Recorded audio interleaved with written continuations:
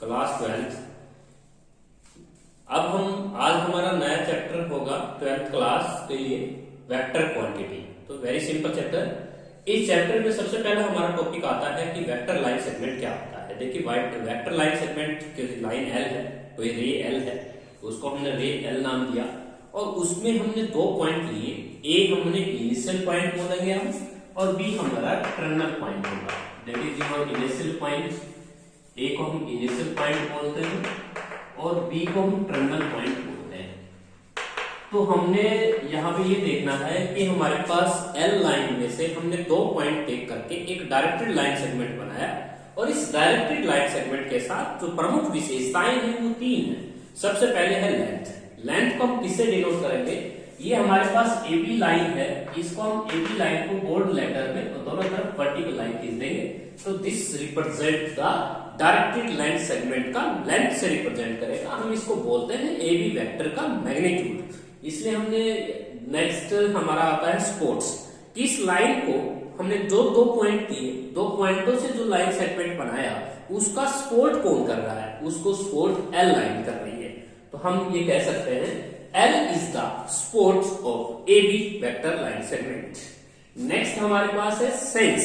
Sense का meaning होता है कि इसमें हमने A टुवर्ड्स B कहा है, मींस A से B की तरफ। तो ये हमारा जो है this is the sense. Sense का मतलब होता है डायरेक्शन, कि डायरेक्शन A टू B है या B टू A है। तो यहाँ पे इस डायग्राम में जो हमारी सेंस है वो A टू B है। तो हमारे पास सबसे पहला हमारा टॉपिक था vector line segment. Vector line segment का मीनिंग ये है कि अगर हम कोई सी भी रेंज में से दो पॉइंट्स को अगर कट करके और उसको डायरेक्टेड लाइन सेगमेंट अगर बनाते हैं तो उसके लिए तीन चीजों की आवश्यकता होती है। सबसे पहले लेंथ, उसके बाद सपोर्ट, उसके बाद सेंस। सेंस का मीनिंग हमने बताया डायरेक्शन से है, लेंथ का मतलब बताया हमें मैग्नीट्यूड से है, और हमारा सपोर्ट्स का मीनिंग है कि ये जो AB point line directed line segment है इसका जो सपोर्ट्स कर रहा है वो एल लाइन कर रही है। नेक्स्ट हमारे पास है स्केलर क्वांटिटी। स्केलर क्वांटिटी वो क्वांटिटी होती है जिसके पास मैग्नीट्यूड तो होता है बट नॉट डायरेक्शन, अपनी खुद की डायरेक्शन नहीं होती।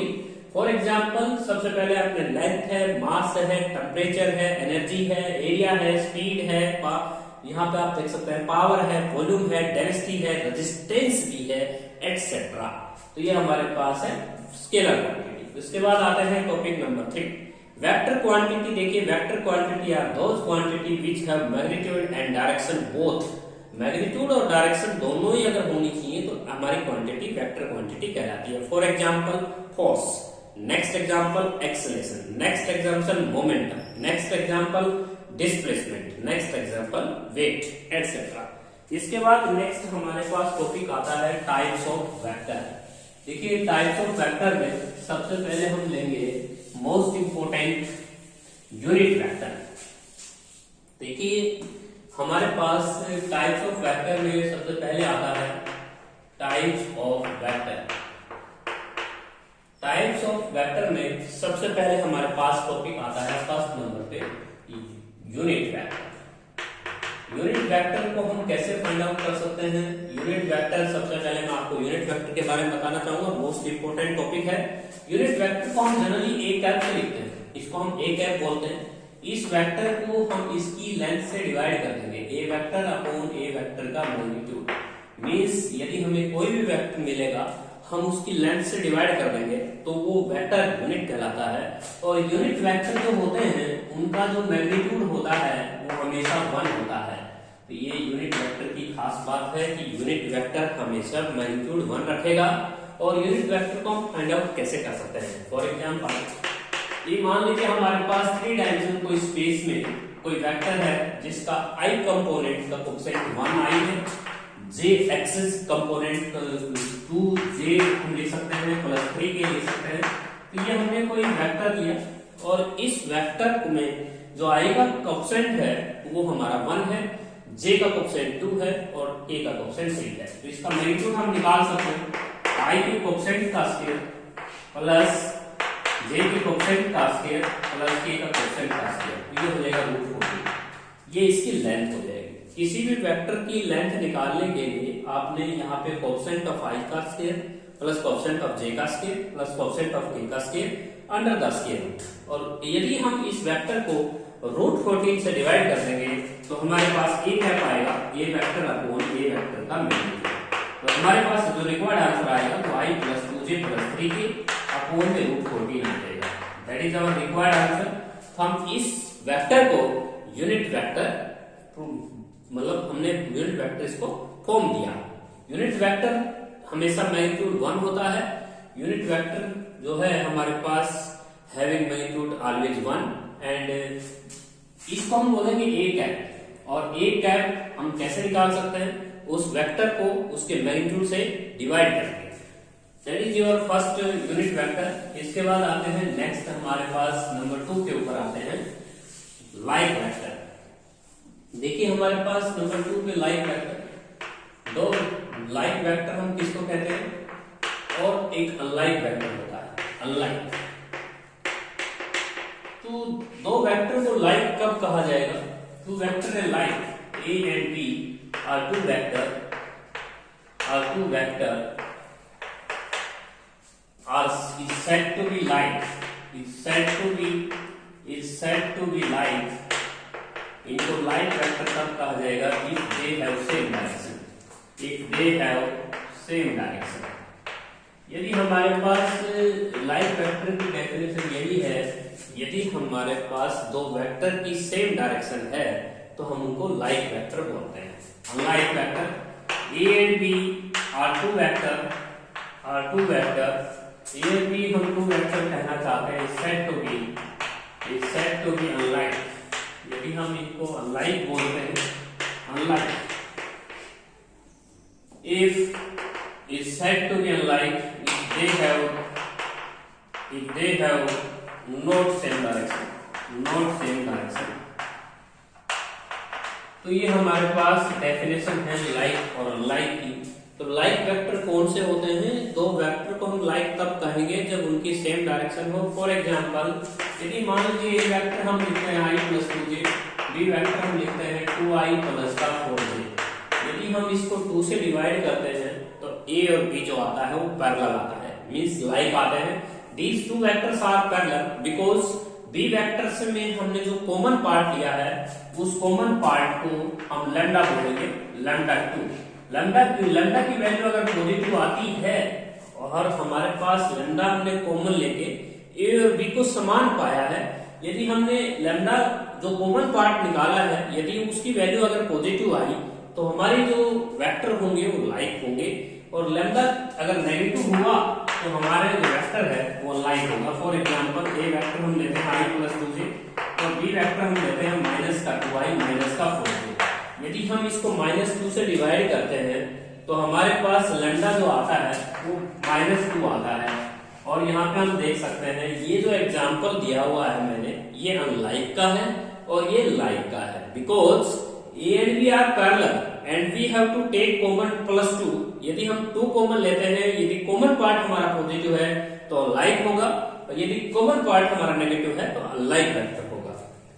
इसके बाद आते हैं नंबर 4 पे। नंबर 4 पे टाइप्स ऑफ वेक्टर में आता है इक्वल वेक्टर।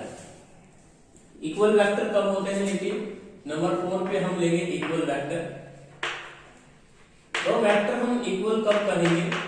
मान लीजिए हमारा वेक्टर हमारे पास CD है AB और यहाँ पे CD है। इन दोनों वेक्टर्स को हम इक्वल तब कहेंगे A and B are A vector and B vector. A and B are said to be equal vector, are said to be equal vector। इनको हम इक्वल तब कहेंगे, इक्वल वेक्टर, इनको हम इक्वल वेक्टर तब कहेंगे if they have same direction, इनकी same direction हो। उसके बाद हम सेम मैग्नीट्यूड लिखेंगे, सेम मैग्नीट्यूड, और हमारे पास मैग्नीट्यूड जो है मैग्नीट्यूड सेम हो। नंबर 3 पे हम लिखेंगे same parallel support, same parallel support. तो देखिए हमारे पास 3 कंडीशंस होती हैं। दो वेक्टर को अगर हम पैरेलल इक्वल कहना चाहते हैं, मान लीजिए हमारे पास डायग्राम हमारे बना हुआ है, दो वेक्टर है ए एंड बी। तो ए वेक्टर, ये जो ए के ऊपर हमने जो एरो लगाया है ये वेक्टर भी क्वांटिटी के लिए डायरेक्शन मीन्स ए वेक्टर, हम इसे पढ़ेंगे ए वेक्टर। इसको एरो को हमने बी के ऊपर एरो लगाना है, तो इसको हम कोड करते हैं बी वेक्टर। दो वेक्टर को हम इक्वल वेक्टर तब कहेंगे जब हमारे पास सेम तो डायरेक्शन हो, A to B direction and C to B direction. Same direction है, same magnitude means same length होनी चाहिए। सेम मैग्नीट्यूड का मतलब है लेंथ सेम होनी चाहिए। उसके बाद सेम पैरेलल सपोर्ट मीन्स इनका इंक्लिनेशन, इनका स्लोप इक्वल होना चाहिए। मीन्स यदि मान लीजिए ये दोनों लाइन अगर पैरेलल हैं, तो आप 11th क्लास में पढ़ के आए हैं कि दो लाइन इक्वल तब हुआ करती थी, पैरेलल तब हुआ करती थी जब उनके स्लोप बराबर हो। तो सेम पैरेलल सपोर्ट्स हमारा होना चाहिए। इसके बाद नेक्स्ट हमारे पास नंबर 5 पे आते हैं, जीरो वेक्टर। तो देखिए नंबर 5 पे हम लेंगे जीरो वेक्टर। जीरो वेक्टर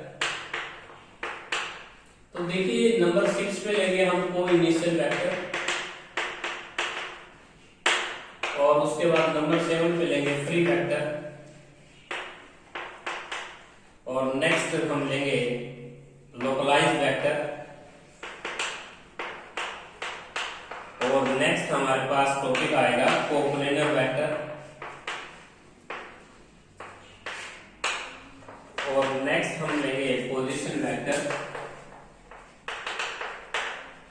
और नेक्स्ट हमारा टॉपिक होगा negation of any vector. Negation of any vector, हम किसी वेक्टर का नेगेशन कैसे ले सकते हैं। तो देखिए हमारे पास सबसे पहले नंबर हम 10th लेवल डिस्कस करना चाहेंगे। तो हमारे पास जीरो वेक्टर कौन से होते हैं। जीरो वेक्टर जो होते हैं उनका मैग्नीट्यूड हमेशा जीरो होता है। इनका जो मैग्नीट्यूड है, मान लीजिए आप जीरो वेक्टर वो वेक्टर होता है जिसका मैग्नीट्यूड जीरो होता है, जिसका इनिशियल और टर्मिनल पॉइंट सेम होगा, उसकी जो डिस्टेंस आएगी वो जीरो हो जाएगी। यदि आप 2D पे काम करते हैं मींस 3D पे काम करते हैं, तो इनिशियल पॉइंट और टर्मिनल पॉइंट का सेम होना जीरो वेक्टर कहलाता है। फॉर एग्जांपल ए वेक्टर, तो आप इसका लेंथ निकालना चाहेंगे, ए वेक्टर मीन्स इसकी लेंथ निकालना चाहोगे तो आपकी जो लेंथ आएगी वो जीरो आएगी। तो zero vector is not unique because zero vector के बहुत सारे एग्जांपल हो सकते हैं, B vector, D vector, E vector. Initial and terminal points का सेम होना मीन्स डिस्टेंस का जीरो होना, that is called to be zero vector. उसके बाद आते हैं कोइनिशियल वेक्टर।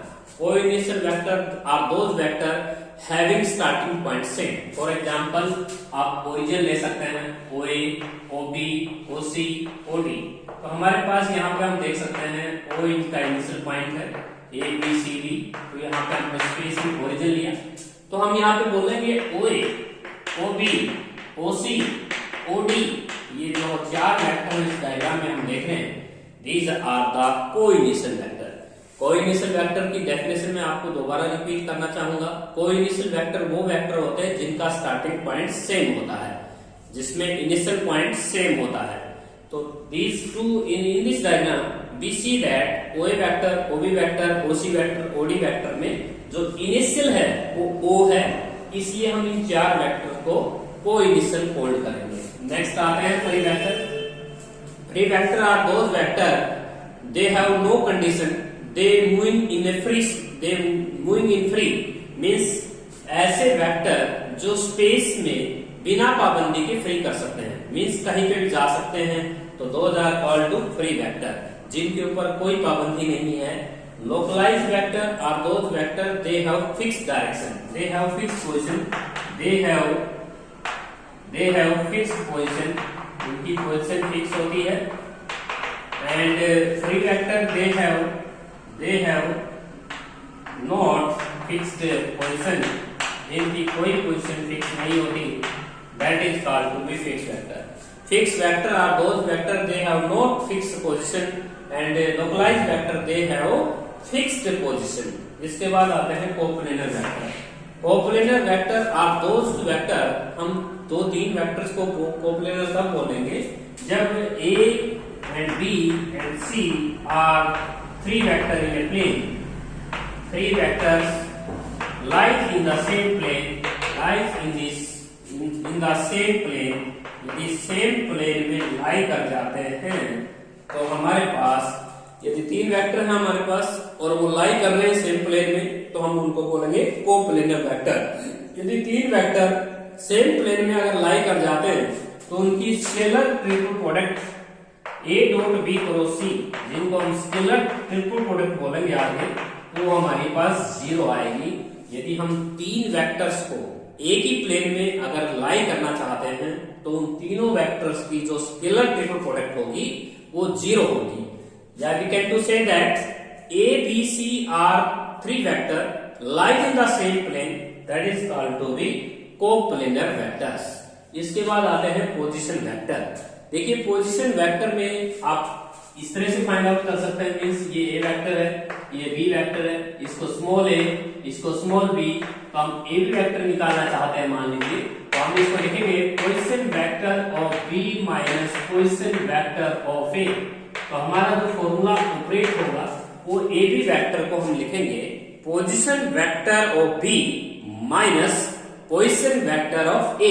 तो इसको हम निकाल सकते हैं B माइनस A से, तो ये हमारे पास रिक्वायर्ड आंसर आएगा, क्योंकि हमने जो A का पोजीशन वेक्टर मान रखा है वो स्मॉल a मान रखा है और B का जो पोजीशन वेक्टर हमने मान रखा है वो स्मॉल b वेक्टर मान रखा है। तो A B वेक्टर को हम निकाल सकते हैं position vector of B minus position vector of A। Next हमारे पास आता है नेगेशन ऑफ एनी वेक्टर। यदि हम किसी भी वेक्टर के साथ नेगेशन लगाते हैं मान लीजिए, तो उसका इनिशियल पॉइंट और टर्मिनल पॉइंट चेंज हो जाएगा। यदि हम इनिशियल पॉइंट और टर्मिनल पॉइंट को चेंज करते हैं और नेगेशन को रिमूव करते हैं तो हमारे पास रिक्वायर्ड आंसर आएगा बी।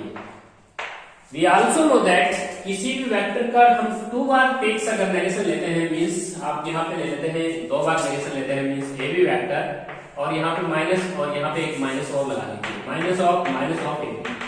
तो हम जानते हैं कि हमने मैट्रिक्स में पढ़ा है किसी भी वेक्टर किसी भी मैट्रिक्स का ट्रांसपोज खुद ही होता है।